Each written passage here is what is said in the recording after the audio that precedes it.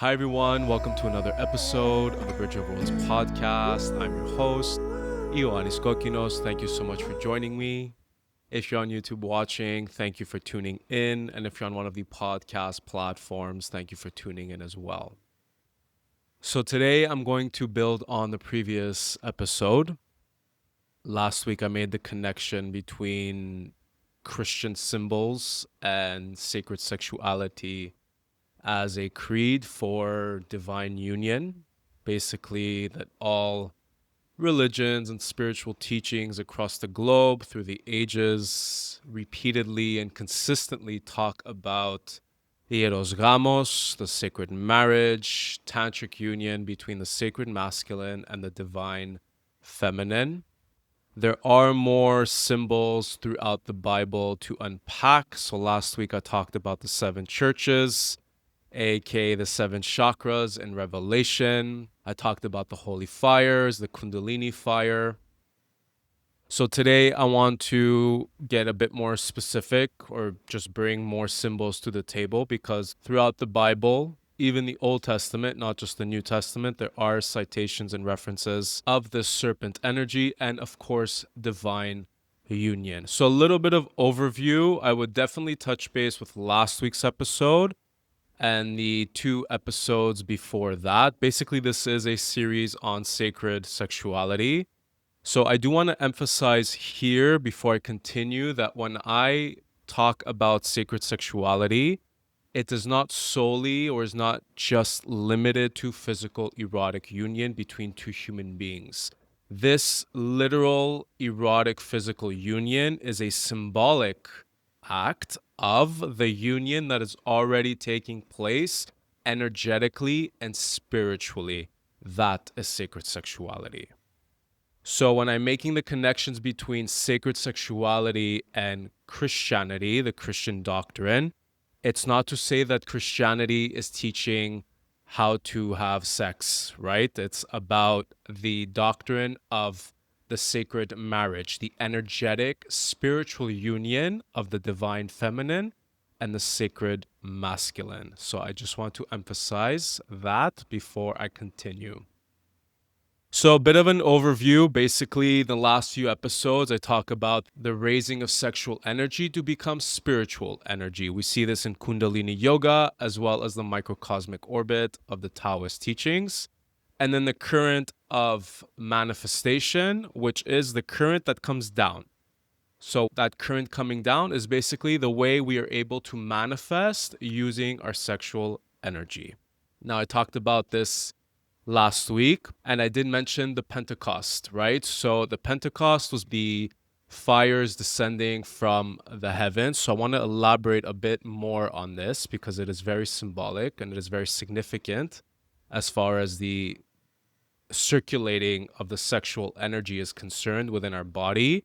And that sexual energy is, of course, meant to become spiritual energy. So in the Bible, the Pentecost is the reference of not only the fires descending upon the people, where it references that they're able to speak many different languages, which is a metaphor for something else, which I'll get into in a little bit.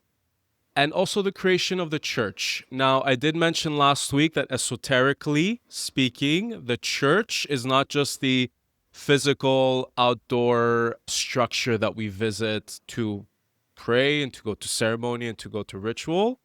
The church is in fact our body, and Jesus very much was emphasizing this throughout his teachings, that his body, Jesus Christ's body, is the church, right? So he was saying that he, as an invocation and a channel for the Holy Fire and Holy Spirit, exists within his body because our body holds the Holy Fire, the Holy Spirit, the Christ energy. So the creation of the church, the physical church, because the fire descended, this symbolic represents that the sexual energy, the sexual fire was raised up into the heavens, became spiritual energy, and then as current of manifestation, the current that comes down to materialize the physical, was the creation of the church. And this happened through fire, holy fire, because fire represents transmutation and creation. And of course, this fire is represented by the holy fire or spirit throughout the Christian teachings. There's also a very important reference of the body also resurrecting along with the Christ from the New Testament. So basically, the Holy Spirit is what raised Jesus Christ from the dead, and it is also the Holy Spirit that will make the mortal body alive again, just as it did with Jesus Christ. So we, of course, have a body from the day we're born, but we don't truly come alive until we become spiritually awakened. And through Christian terms, it is the Holy Spirit that spiritually awakens us. It is the holy fire. So you'll never, ever, ever, ever read or see in the Bible that the holy fire is synonymous with our sexual, creative, erotic energy. Now, the Taoist tradition is onto something, because what the holy fire is in Christianity is qi in Taoism. Qi is life force. Holy fire is life force. Pneuma is life force. Prana is life force. Life force is the in-between energy, let's say, between the material and the physical. So by raising the holy fire through our body, we become spiritually awakened. We aka resurrect because we go through ego crucifixion, and our body also becomes alive because then it is conscious of the Holy Spirit that dwells within it. Right? So then we become healthier, we become more vital, we become more energized. It becomes very natural and innate to want to take care of our bodies, our health, because this in fact serves our spirituality. So the fire is descending from the heavens, and then it touched upon the people and they were able to speak many different languages.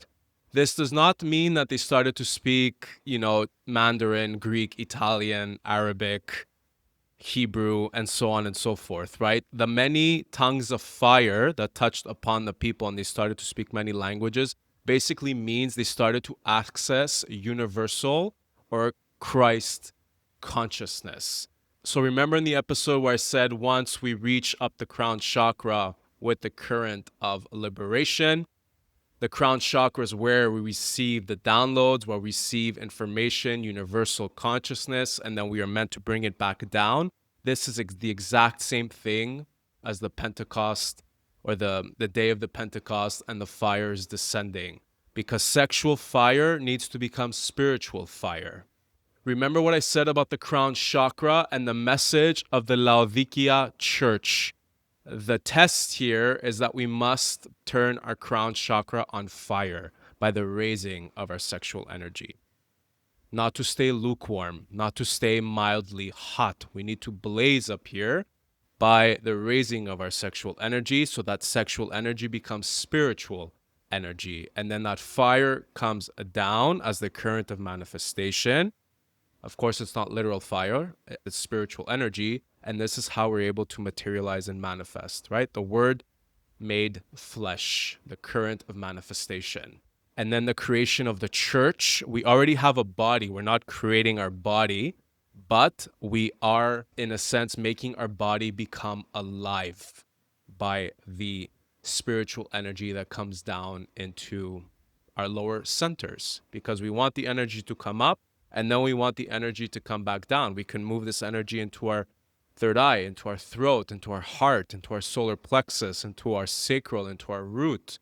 And it's a circuit, just like I talked about with the microcosmic orbit.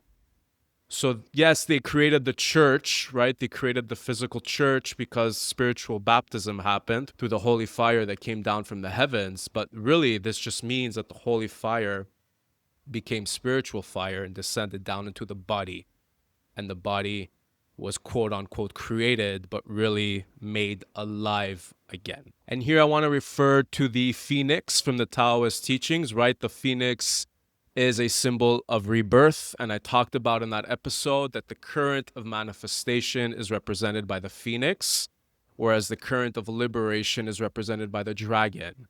So it's quite symbolic, right? Because in the Christian teachings, fire comes down to make the body or church alive again. And in the Taoist teachings, this symbol for rebirth that happens through fire, right? The phoenix represents the current of manifestation in the microcosmic orbit. So, right, we are meant to raise our sexual energy, which can very much heat us and really stimulate and activate us, but we cannot stay in that hyperstimulation and hyperactivation, because then we become very ungrounded and we become too charged, right? We need to lower the fire, we need to lower that energy and also alchemize. Fire is the symbol of alchemy. And what is the whole point of doing sexual energy circulation and transmutation is to alchemize energies, to alchemize emotion. We want to transform the lower emotions and vibrations into higher, lighter emotions and vibrations. And we do this by circulating our sexual energy. So the phoenix coming down in the microcosmic orbit is very similar to the day of the Pentecost when the fires descended down into the physical to create the church and to permit many to speak many different languages, which basically means they have access to universal cosmic Christ consciousness. The Taoist teaching also very much emphasizes for men to practice semen retention. So, a part of the Taoist doctrine and the microcosmic orbit is in order to really learn how to circulate the sexual energy, man must learn how to retain his seed.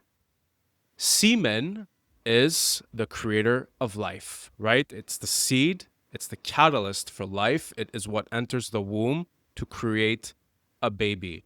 The Taoists perceive the seed and the womb as very divine processes of human nature, regardless of what the West has branded our genitals and these parts of our body. In the East, even in Kundalini Yoga and Hindu Tantrism, the penis is the lingam and the vagina is the yoni, which are both sacred symbols of divine channeled creation. So in the East, these lower private, dirty, quote unquote, parts of us are not at all dirty or shamed or anything like that. They are sources of generative and regenerative spiritual power because they create life. Semen creates life, womb creates life. So, as part of the microcosmic orbit, we are to, as men, learn how to hold our semen. So, yes, move into orgasmic energy, but that does not mean to spill the seed. That does not mean to waste the seed because we need the jing to transform into chi. And the only way for sexual energy as part of the Taoist teachings to transform into chi is by conserving the seed. Now, early Christian mystics actually perceived the semen as the sacred offering toward God. This is why Jesus Christ said that the rivers of life move within your body, and this is the Eucharist. The Eucharist in church is the symbolic act of giving thanks and giving an offering to God.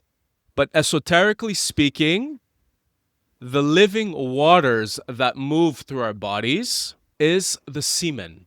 The semen because it is the catalyst and the creator of life. So early Christian mystics also perceived the seed of life and man's semen as something sacred, just like the Taoists do today. Early Christian mystics also use the phoenix as a symbol of resurrection and ascension.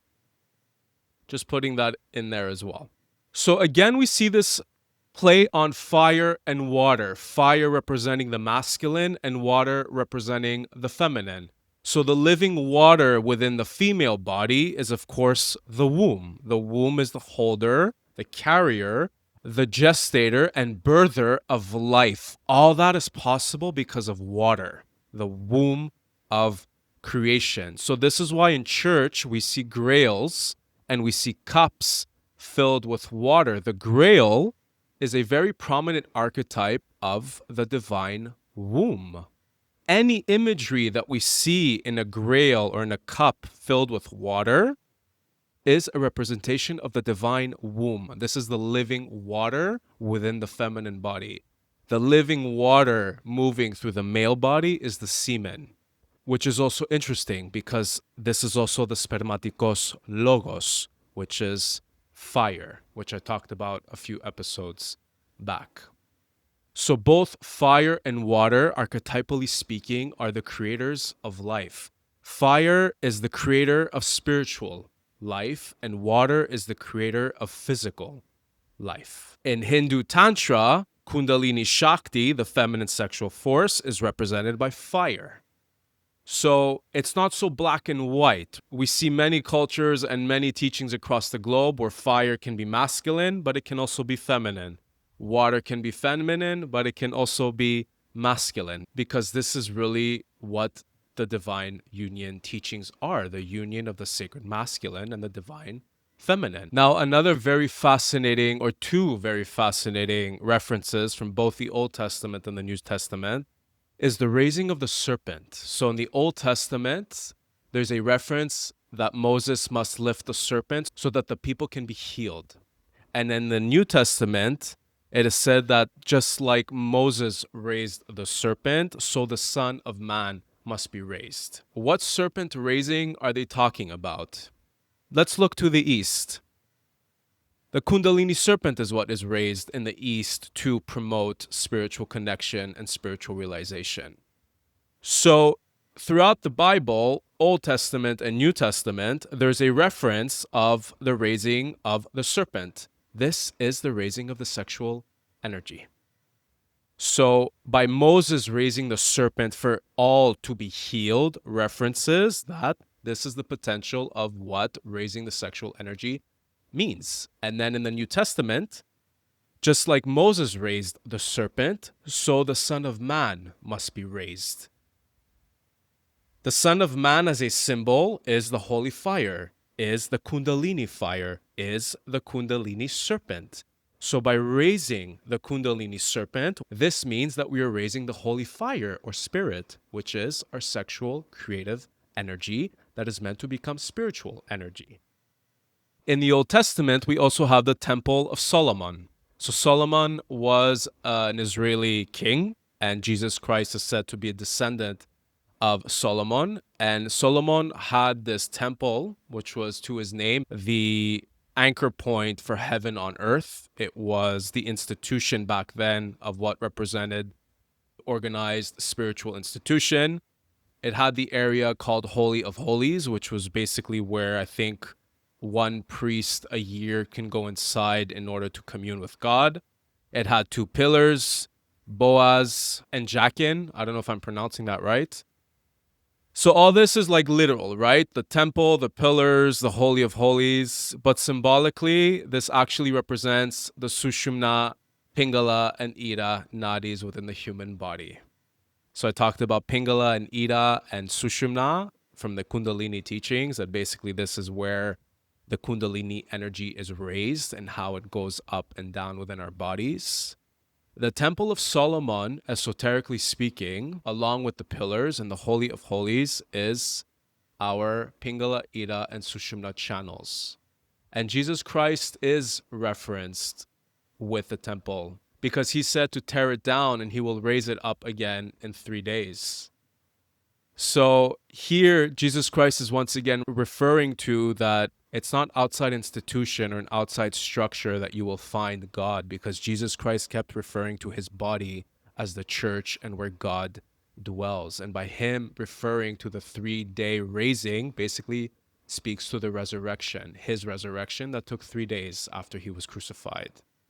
So this is a parable. This is a metaphor. By tearing down the temple and Jesus Christ raising it again in 3 days basically represents the holy fire or spirit, the Kundalini energy that is meant to be raised up within our own bodies in order for resurrection and the meeting point of heaven on earth, how it is to happen. Because the Temple of Solomon was the meeting point of heaven on earth. And Jesus said to tear that down and watch him raise it in 3 days, because he was acting again and speaking on behalf of the holy fire, the Holy Spirit, which dwells within our own bodies. And we are to raise the holy fire within our body in order to experience ascension, resurrection, and spiritual awakening. And another fascinating thing about Solomon is that he wrote the Song of Songs, a deeply erotic poem talking about two lovers, a story between two lovers and what they experienced to come together. And really, the end conclusion of them coming together very erotically and very lovingly is through the divine flame, through the divine fire.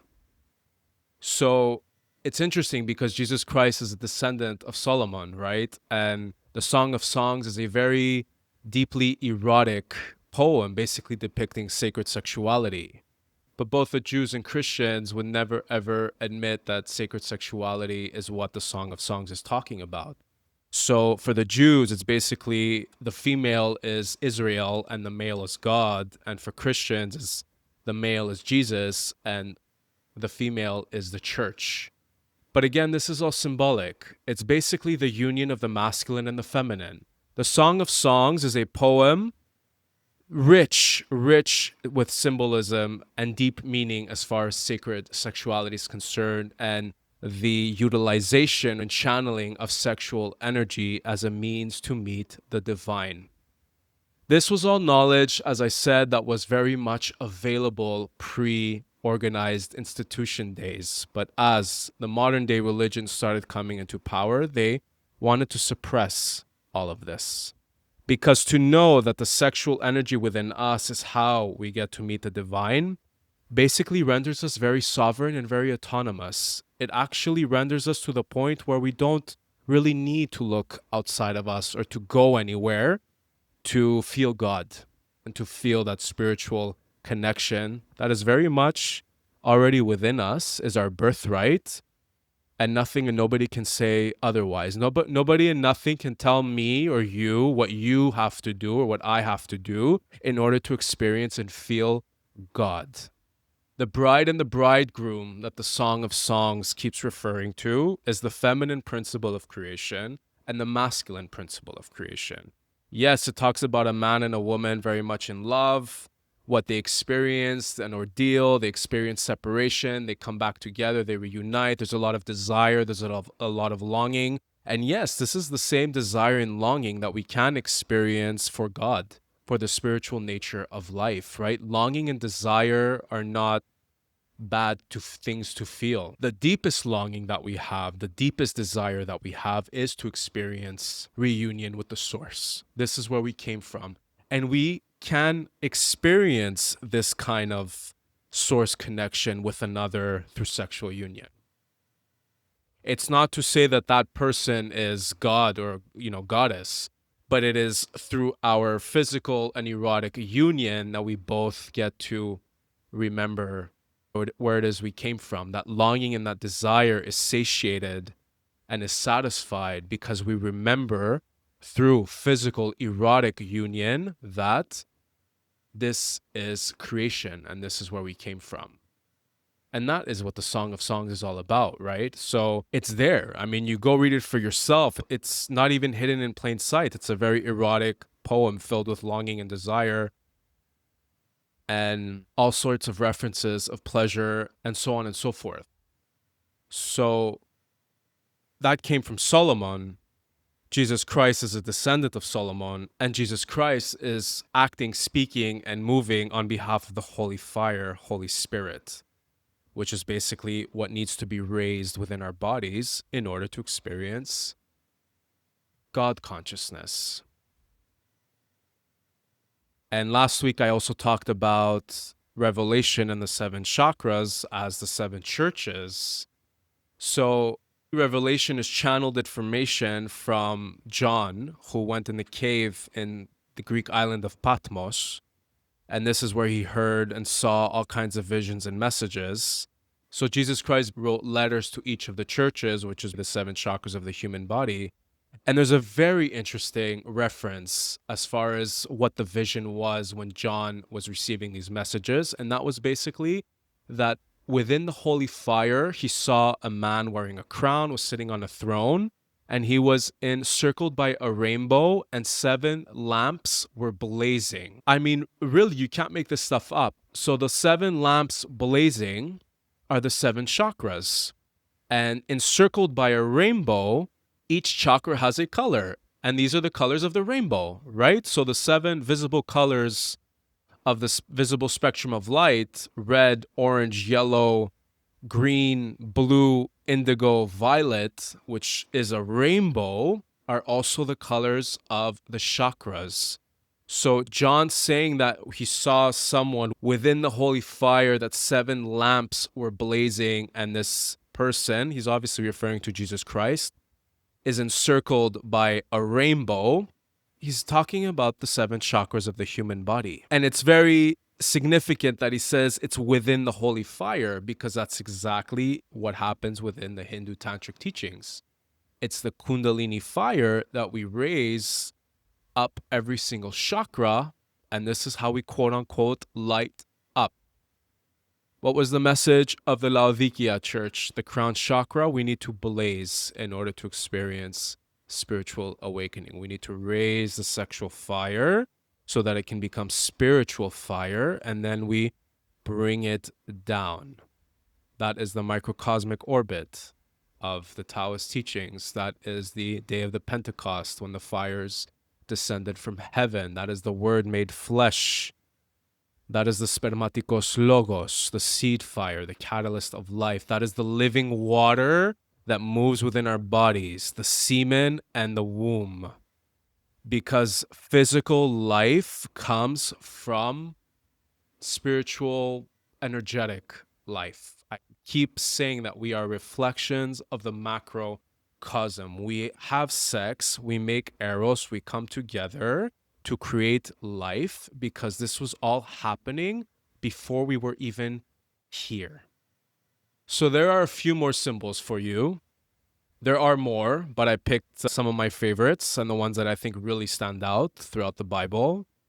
I'll leave it here for today. I really hope you enjoyed this episode. I know how much I enjoy talking about this. I love talking about this stuff.